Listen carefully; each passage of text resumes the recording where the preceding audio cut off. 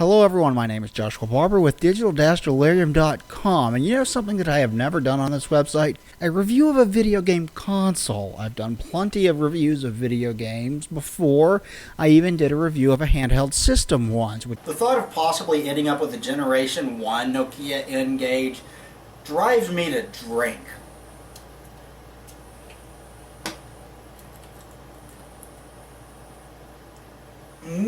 Tastes like hipster. Yeah, that went well. But I have never done a video review of a system before.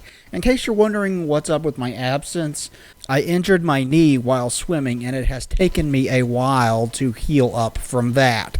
So I'm sorry that there hasn't been a video in so long, but I am working hard on getting a bunch of videos out as soon as possible, and I will get back to Let's Playing soon. Thank you for your patience, everyone. I really do appreciate it. Anyway, one of my more recent acquisitions was a PlayStation 4, and I wanted to take an opportunity to sit in front of the camera and talk about the system for you guys. Unfortunately, the one thing that I won't be able to show off in this video is the PlayStation 4's user interface. I'll talk about it some, but I won't be able to show it off because I have no efficient way of recording it. The only way of recording it that I actually have right now is to point a camera at a television that my PlayStation 4 is hooked up to. Other than that, every single piece of footage you'll see in this was recorded from the PlayStation 4 unless it's me in front of the camera. Let's get to it, shall we? Let's take a look at the console itself. It's got a very sleek, slanted design that I quite like. It's got a half matted finish and half shiny look that is very appealing to the eye, but the shiny half of this will fingerprint easily, so keep an eye out for that if you love to keep your consoles nice and clean. Overall, I find the design of this system to be very aesthetically pleasing. What we're looking at here is the top of the console. Now you can set the console up like this, or you can lay it on its side, and I think that is what most people will do with this particular console. Here we see the back of the console. It's got a matted and kind of a plain look, but it really doesn't matter because this is usually the bottom of the console for most people, so you're never really going to see it anyway. Back here you have all your ports and plugins. We'll get into that in more detail here in just a little bit. And here we see the front of the console. It's kind of divided up into 4 rectangles, and we'll get into what all this is in just a little bit. Here you see me pointing at the power button and the eject button. It took me a while to figure out that this was the power button and the eject button because at first glance they really don't look like buttons.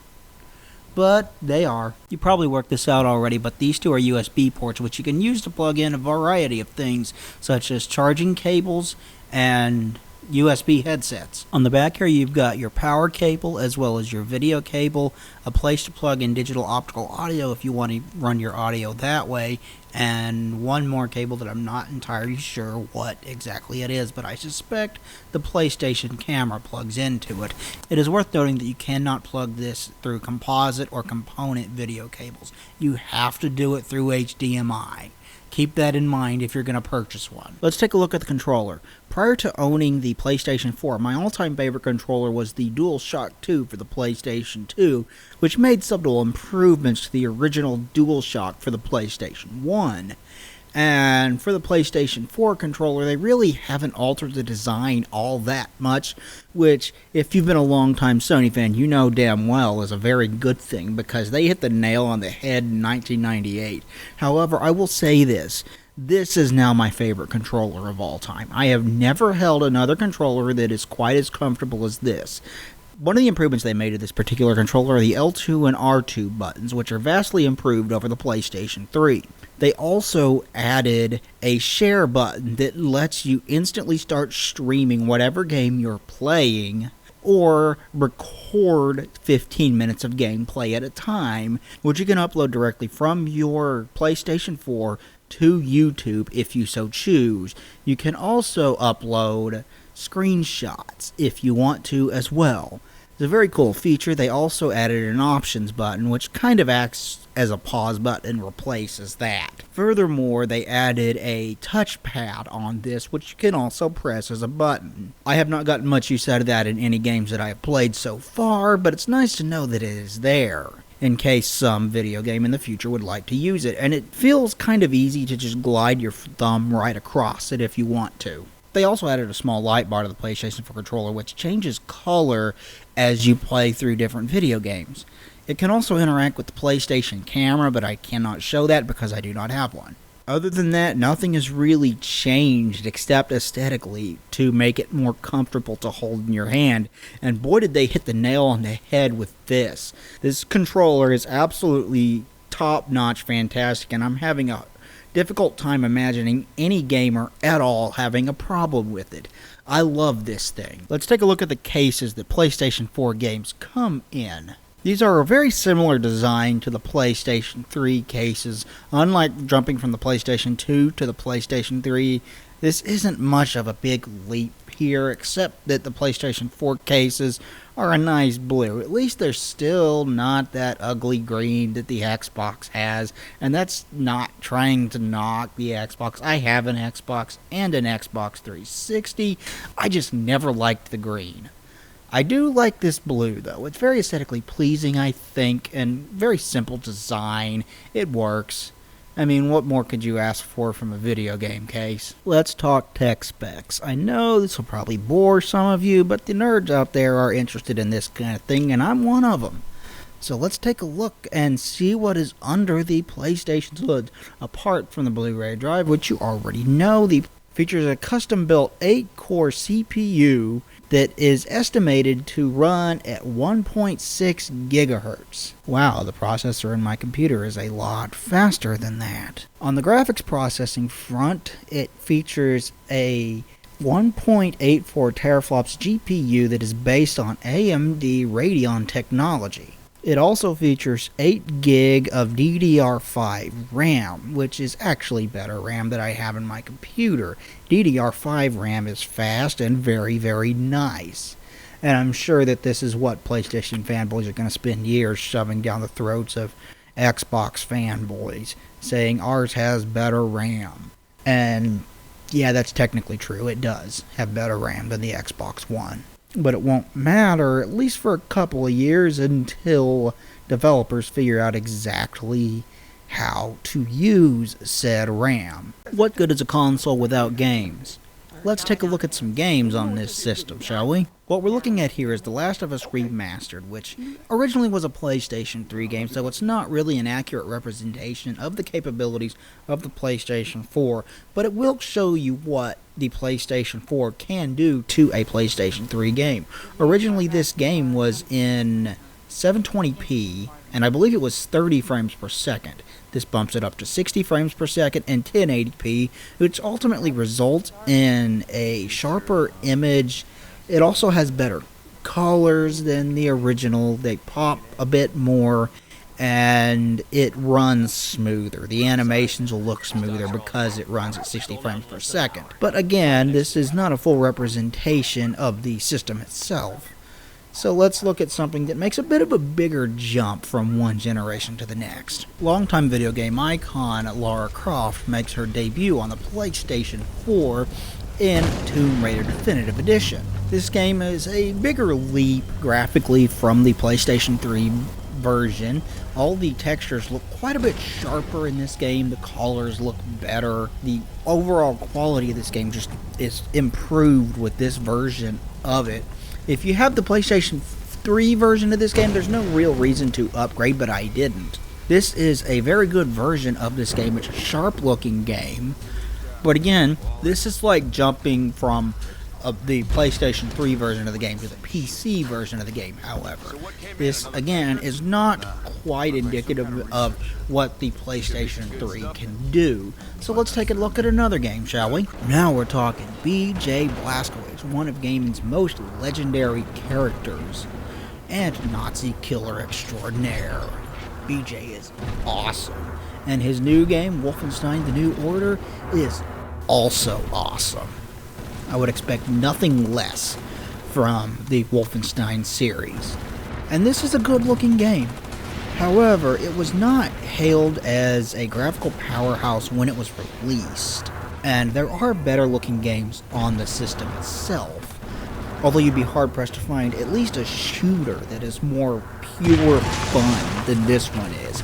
The single-player campaign is well worth the price of admission on this one. This game is awesome. It's one of the reasons that I wanted a PlayStation 4 so badly in the first place. I love this game and I highly recommend it. This is next-gen gaming, ladies and gentlemen. But we have better looking games on our list. Let's get to them. The Evil Within. If you're a survival horror fan, you've probably been waiting for this one for a long time and eagerly anticipating it. And it seems like it's kind of mixed reviews from fans and critics alike. Some people seem to love it and think it's terrifying. Other people seem to think that it's not scary even in the slightest, but that's not why we're here, is it? This game looks good.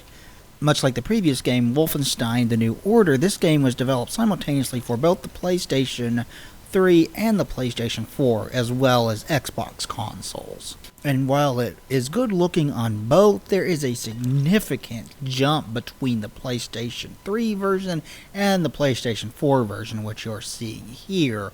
Here we're finally really truly beginning to see what the PlayStation 4 is capable of. But it is capable of so much more than just this. Let's take a look at another game within this genre, shall we? One even better than this one. Alien Isolation. Oh yeah, now we're talking. This game's amazing.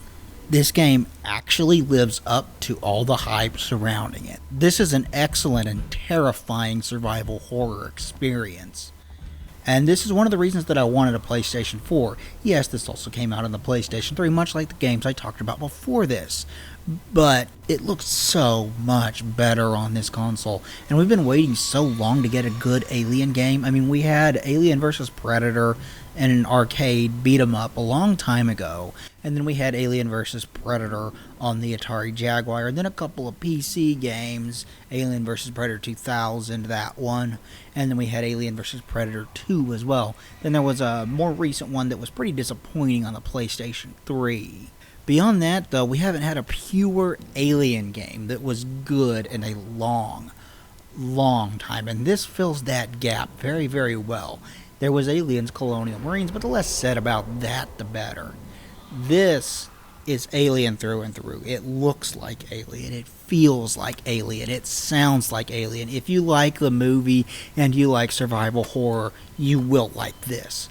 It makes the creature terrifying and intelligent again, like he should be.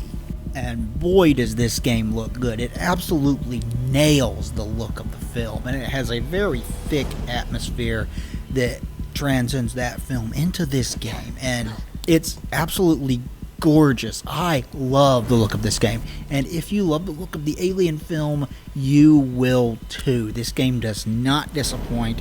If you have a PlayStation 4, get this game and check it out. Now, I know what you're thinking by this point.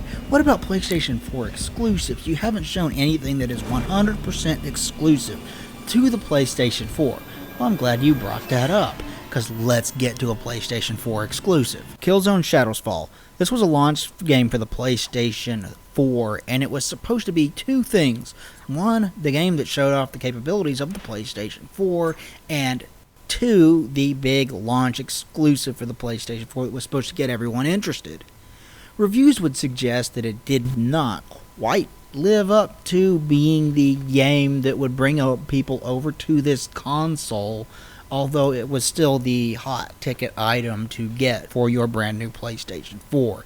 And looking at this footage, you can clearly see why. This game is gorgeous. This lighting is artistic in how well it is done. It is incredibly well designed and just beautiful to look at. This game really truly showed off what the PlayStation 4 can do, and it did so very, very impressive. This was by far the best looking launch title, and to this day remains one of the better looking games on the system as a whole. But it has been a while since this game has actually come out, and there have been a lot more PlayStation exclusives that came out since then. Let's take a look at one of them and see how it stacks up in comparison to this, shall we? Bloodborne. This is from Software, who created Dark Souls and Demon Souls before this on the PlayStation 3. This was their big PlayStation 4 exclusive game, and it was highly highly anticipated. It makes some gameplay changes and whatnot from how previous games played, but for the most part this is a Demon's Souls type game, including difficulty. This game is incredibly hard, but it does feature what is, in my opinion, a very cool, dark, gothic art style that I like quite a bit better than what was presented in Demon's Souls and Dark Souls on the previous generation. You can also tell that graphically it's quite a big leap from those two games. This game is absolutely beautiful and just detail in every single quarter of it. Every single thing has minute detail in it, and the color scheme, love it or hate it, is very drab, but that's an on-purpose design to further the game's oppressive atmosphere. It works pretty well. Overall, this might be the best looking game on the PlayStation 4, at least prior to the launch of the recently released Metal Gear Solid 5, which probably does look better than this game does. But when it was released, this probably was the best looking game on the system.